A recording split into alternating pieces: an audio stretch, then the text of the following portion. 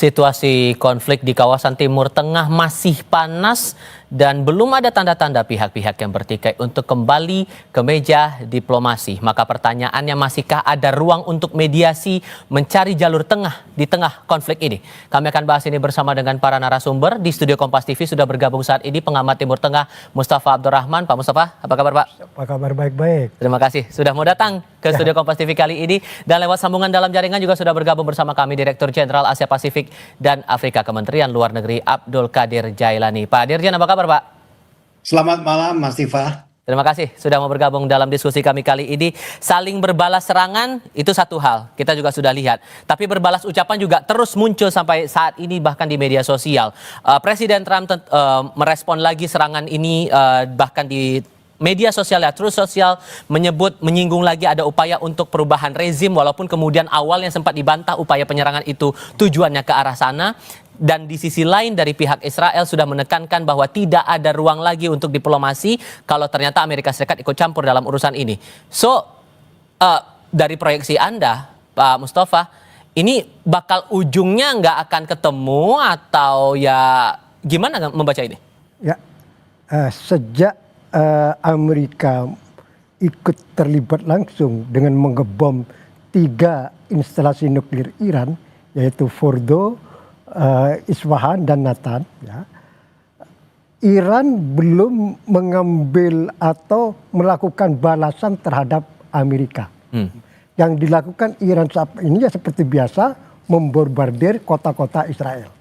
Nah, tentu Iran mempertimbangkan semua opsi untuk melakukan balasan terhadap Amerika, ya, karena ini Amerika ini beda, ini kekuatan raksasa kan. Nah, kalau salah langkah, salah kalkulasi bisa semakin repot. Apalagi Amerika yang bantu untuk tenaga-tenaga militer Israel yang ada sekarang. Ya betul. Jadi banyak opsi ya yang mungkin akan diambil Iran dan ini belum dilakukan kan. Karena ini memang suatu hal yang berat ya.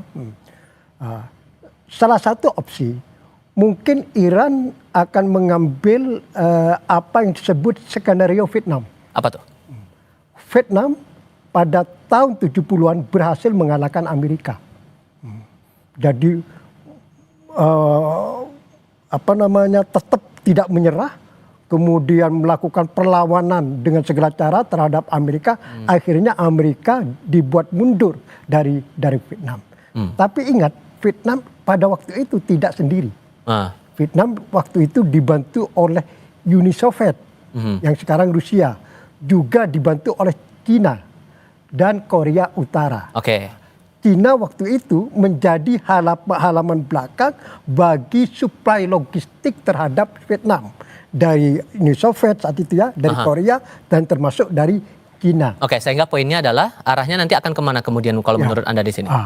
Kalau konteks Iran dan Israel sekarang, Iran tentu kalau ingin melawan Amerika tidak bisa sendirian. Kalau sendirian malah konyol, malah aksi bunuh diri namanya. Dia harus mengajak Rusia, Cina, Korea Utara dan Pakistan. Tahan dulu di situ. Kita akan bahas itu lagi nanti. Tapi juga yang menarik di sini adalah posisi Indonesia nih Pak Dirjen. Karena beberapa kali sepanjang lawatan Pak Presiden di Singapura sampai ke Rusia terakhir kali, dorongannya adalah deeskalasi, pastikan diplomasi berjalan, semua turunkan suhu. Tapi bentuk konkretnya Indonesia menyikapi konflik ini yang makin lama makin intens ini gimana wujudnya Pak? Kalau diperkenankan saya ingin memulai dengan menjelaskan sedikit tentang situasi di Timur Tengah, khususnya di Teluk Persia yang ini memang sangat mengkhawatirkan. Dinamika politik global saat ini sedang dalam momen krusial, yaitu berkembangnya situasi keamanan yang selama ini kita khawatirkan dapat terjadi sejak beberapa dekade yang lalu. Kini kita semua menghadapi resiko di hadapan mata. Oleh karenanya, Indonesia juga memiliki kepentingan untuk mewujudkan upaya deeskalasi konflik sebagaimana disampaikan oleh Bapak Presiden di berbagai kesempatan. Sebagai informasi, Mas, Menteri Luar Negeri kemarin baru saja menghadiri konferensi tingkat menteri OKI di Istanbul yang secara khusus membahas isu serangan terhadap Iran. Oke. Dalam pertemuan tersebut, Menlu RI secara khusus menyoroti berbagai pelanggaran internasional yang telah terjadi, terutama yang dilakukan oleh Israel. Oleh karenanya, kita menekankan sekali lagi pentingnya OKI untuk mengkonsolidasikan diri untuk bersuara yang sama di panggung internasional. Indonesia mendorong agar semua pihak tetap mengedepankan solusi diplomasi. Sebagaimana diketahui bahwa setiap negara di dunia ini memiliki kewajiban hukum untuk menyelesaikan semua perbedaannya dengan cara-cara damai. Selain itu, pada hari ini juga, Mas, Indonesia juga ikut serta dalam sidang darurat di bidang di Badan Atom Energi Internasional. Delegasi Indonesia secara khusus mengulangi desakan kembali untuk kembali ke solusi diplomasi. Dan respon dari negara-negara anggota gimana sejauh ini? Ya, memang bervariasi semua, tapi yang pasti di IAEA ataupun Badan Energi Atom Internasional terdapat persamaan pandangannya tentang pentingnya untuk kembali ke solusi diplomasi. Saya rasa itu arah yang paling terbaik karena kita tidak melihat adanya opsi yang lebih bagus daripada itu. Oke, termasuk akan mengikut serta dalam pertemuan darurat yang kabarnya tanggal 23 Juni ini ya kan, Badan Atom Internasional itu melakukan pertemuan merespon dari aksi dari Amerika Serikat ini? Sudah berlangsung tadi pagi. Dan apa tindak lanjut atau follow up yang diambil di forum itu? Yaitu kesepakatan untuk mendorong kembali ke solusi diplomasi. Memang begini teman-teman semuanya ya. IAEA ataupun Badan Energi Atom Internasional memiliki kewenangan dan ada kewenangan lain yang dipegang oleh Dewan Keamanan PBB untuk persoalan untuk mengatasi ancaman terhadap perdamaian dan keamanan internasional. Itu merupakan tanggung jawab dari Dewan Keamanan PBB, sedangkan Badan Energi Atom Internasional hanya berkaitan dengan persoalan untuk bagaimana mengawasi bahwa program nuklir yang dilakukan Iran tidak diselewengkan menjadi program untuk membuat senjata nuklir. Oke. Tapi hal lain juga yang menarik di sini begini Pak Mustafa. Dari Iran sudah menyatakan bahwa sudah tutup buku, tidak ada diplomasi lagi kalau sudah cara mainnya seperti ini. Ya. Tapi di sisi lain, Anda juga sempat menyinggung kalau kemudian ada Rusia atau negara lain yang ikut membantu Iran di tengah-tengah konflik ini, maka kemungkinan eskalasinya akan beda lagi. Sementara yang saya pahami sejauh ini, Kremlin mengonfirmasi bahwa posisi mereka siap turun tangan, tapi sebagai mediator. So, bakal buntu dong ini kemungkinannya, atau malah ada skenario lain yang Anda baca di sini? Ya, saya ingin melanjutkan tadi ya. Yang saya sampaikan skenario Vietnam itu hanya salah satu skenario. Ada lagi skenario Jepang. Jepang pada perang Dunia II ya, ketika Jepang itu mendapat serangan bom atom, prosesnya kota Nagasaki dan Hiroshima, Jepang langsung takluk. Dan ini yang diinginkan Trump terkait terhadap Iran. Karena Trump sudah sering mengatakan bahwa Iran ini supaya menyerah. Dan Trump berharap setelah Amerika melakukan pengeboman yang luar biasa terhadap 3 instalasi nuklir Iran tersebut, Iran menyerah. Tapi tampaknya ini kemungkinannya agak jauh. Iran tidak memilih opsi atau skenario Jepang. Iran sampai sekarang masih abu-abu sikapnya. Ya tidak skenario Vietnam belum masih jauh juga ini. Skenario Jepang juga tidak ya. Yang diharapkan memang ada jalan tengah, itu yang akhirnya bisa semua pihak itu, khususnya Amerika dan Iran, duduk di meja perundingan lagi. Ini mungkin skenario khusus lah, skenario Iran dan Amerika ya, tidak skenario Jepang, tidak skenario Vietnam. Oke, termasuk juga itu kan sudah ditekankan juga oleh Sekjen PBB. Cuman dengan posisi mereka yang masih bersikeras dengan pandangannya masing-masing begini, terlebih tapi di sisi lain Indonesia juga berharap diplomasi perundingan tetap bisa dijalankan, bakal terjadi nggak tuh kira-kira menurut Anda? Ya, butuh waktu. Untuk saat ini tidak mungkin. For how long? Berapa lama? Ya, bisa 2 minggu, tergantung situasi. Iran sekarang ini ingin mewujudkan lagi keseimbangan atau perimbangan kekuatan dalam pertempuran antara Iran dan Israel. sebelum Amerika itu ikut campur, ikut mengebom, sudah terjadi atau tercipta keseimbangan dalam pertempuran antara Iran sama Israel. Jadi Israel menyerang dengan angkatan udaranya, pesawat tempurnya, sebaliknya Iran juga membalas dengan rudal balistik hipersoniknya ke kota-kota Israel. Jadi kedua pihak itu sama-sama menguasai langit masing-masing. Iran menguasai langit Israel, Israel menguasai langit Iran. Ya itu. Dan keseimbangan ini sebetulnya sangat dibutuhkan oleh Iran, dan waktu itu Iran sudah siap menghentikan perang asalkan Israel menghentikan agresinya.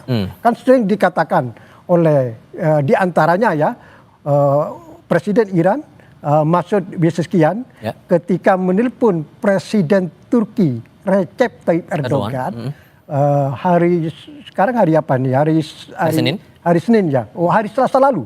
Rabu atau Selasa lalu.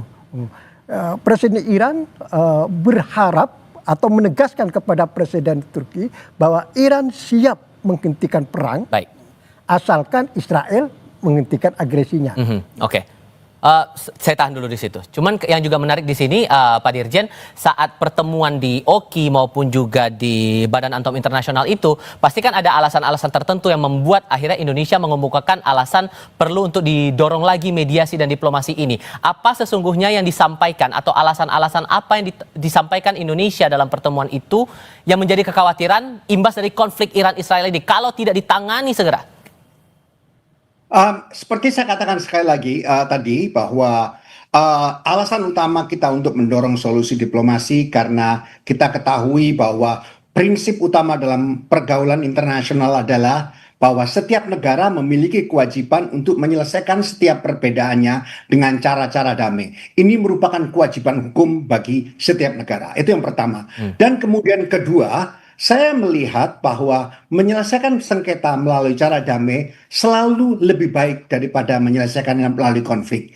Ini saya melihat kedua semua pihak yang terlibat dalam konflik, saya masih memiliki optimisme bahwa ruang diplomasi itu masih dapat dicapai. Walaupun saya mengakui dengan keterlibatan Amerika Serikat saat ini, kemungkinan itu semakin sulit untuk diwujudkan karena eskalasi semakin meningkat. Oleh karenanya tugas kita saat ini bagaimana kita melakukan deskalasi. Semakin sulit itu berapa persen kira-kira kemungkinan menurut Anda? Saya tidak bisa berspekulasi berapa persen, tapi yang pasti saya dapat katakan semakin sulit dan akan menjadi lebih sulit lagi apabila konflik ini melebar dengan melibatkan banyak pihak. Apakah kemudian alasannya karena juga aspek ekonomi perdagangan yang juga pasti akan dipertimbangkan negara kita? Karena kan sedikit banyaknya area-area ini terbilang cukup krusial kan dari sektor energi, ekonomi, dan lain-lain. Apakah itu juga masih jadi pertimbangan untuk bisa dicari jalan tengahnya di sini?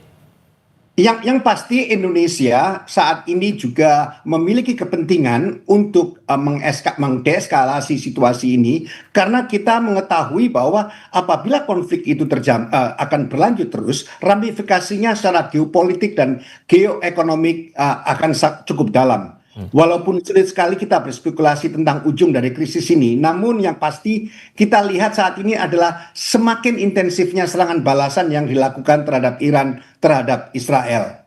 Bahkan saya mendengar saat ini Parlemen Iran telah menyetujui penutupan Selat Hormuz. Nah itu. Sejauh ini belum ada kepastian kapan dan bagaimana penutupan tersebut akan dilakukan secara nyata. Apabila langkah tersebut diimplementasikan oleh pemerintah Iran, dapat dipastikan akan memicu berbagai reaksi internasional baik dari perspektif hukum internasional dan strategis. Oleh karenanya melebarnya konflik di kawasan menjadi sangat mungkin terjadi. Dari segi ekonomi, saya ingin jelaskan juga, Indonesia juga memiliki kepentingan yang cukup besar. Karena 20% perdagangan minyak dunia melewati Selat Hormuz. Menurut berbagai analisa, jika penutupan benar-benar dilakukan, dikhawatirkan harga minyak dunia bisa melonjak drastis hingga menyentuh angka 150 bahkan $200 per barel. Itu suatu angka yang cukup fantastis. Dan semua itu akan tergantung pada skala gangguan dan kerusakan yang terjadi. Situasi ini tentunya akan menjadi tantangan serius bagi perekonomian global. termasuk Indonesia, karena juga akan mempengaruhi kurs mata uang kita di kemudian hari. Terima kasih. Dan itu juga yang mungkin akan jadi yang masih jadi pertimbangan perundingan jadi jalan terbaik mungkin ya Pak Mustafa untuk bisa menyelesaikan ini semua karena banyak negara yang akan terdampak di sini. Ya betul. Jadi saya setuju dengan apa yang disampaikan Pak Dirjen bahwa upaya diplomasi jangan sampai dimatikan, terus diupayakan, jangan sampai putus asa. Jadi yang diharapkan memang nanti akan ada jalan tengah, walaupun kannya setelah ada gempuran Amerika itu semakin kecil, tapi bukan terus finish semua atau selesai berakhir semua ya. Bahwa saya melihat ya justru setelah ada gempuran Amerika ya ini aspek politik ini semakin kuat, semakin berkelindang dengan aspek perang ya. Justru sekarang aspek politiknya lebih main. Baik Israel sebetulnya Israel ingin menghentikan perang sekarang kalau Iran mau. Tapi Iran tentu tidak mau kan. Sebab kalau Iran sekarang menghentikan perang sekarang berarti dia seperti menyerah. Skenario Jepang akan seperti Iran itu menempuh skenario Jepang, tidak mungkin. Ditambah lagi ada ancaman menutup Selat Hormuz itu yang pasti akan berpengaruh sangat signifikan terhadap perekonomian banyak negara terutama kita yang pasti akan terimbas di situ. Betul, itu tidak mudah. Walaupun parlemen Iran sudah menyetujui, tapi keputusan akhir itu ada di tangan yang namanya Dewan Tinggi Keamanan Nasional Iran. Ini yang nanti punya otoriti mengambil keputusan. Bacaan Bukan Anda gimana parlemen. kemungkinannya itu? Kenapa? Bacaan Anda kemungkinannya bakal gimana? Tidak mudah. Iran akan mempertimbangkan segala sesuatunya, sebab kalau Iran sampai berani menutup Selat Hormuz, yang rugi itu bukan Iran sendiri, karena jalur gas dan minyaknya kan lewat Selat Hormuz juga. Jadi kalau Iran salah kalkulasi, sama aja ini seperti bunuh diri. Dampaknya malah semakin merepot Iran. Ya. Sekarang sebetulnya ada di balik layar tuh.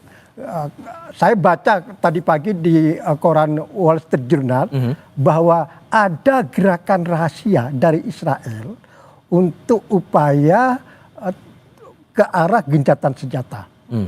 Jadi kita di depan TV atau di permukaan disibukkan dengan perang saling lempar senjata itu ngebom sana ngebom sama.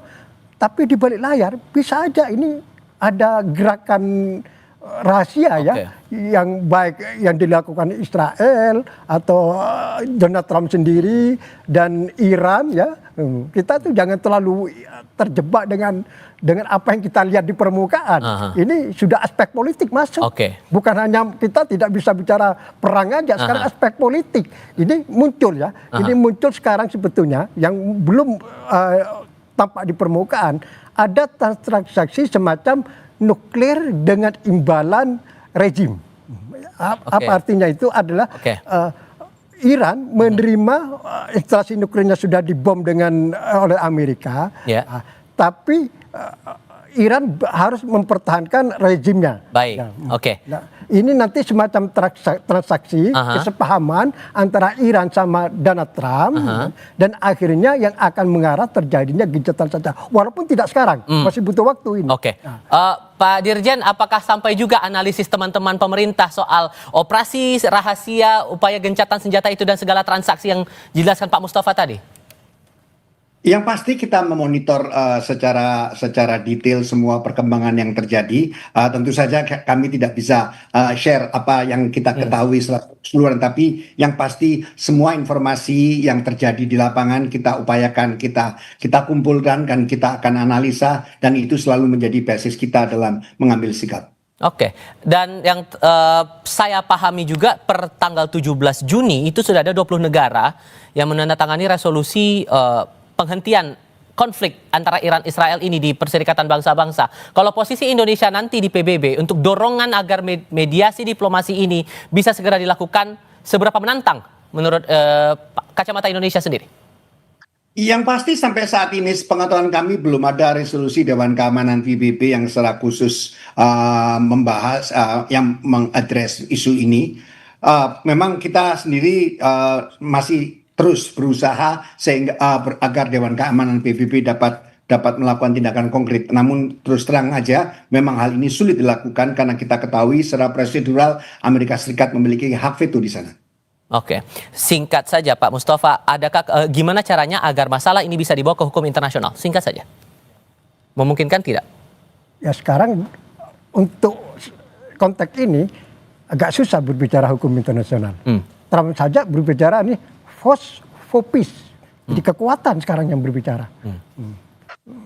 Apa yang dilakukan Amerika sekarang itu semuanya kan sudah melanggar hukum internasional sekarang. Hukum internasional perjanjian NPT ya, pencegahan penyebaran nuklir, semua dilanggar oleh Amerika dan Israel terkait hukum internasional. Sekarang apa yang disampaikan oleh Trump adalah force for peace.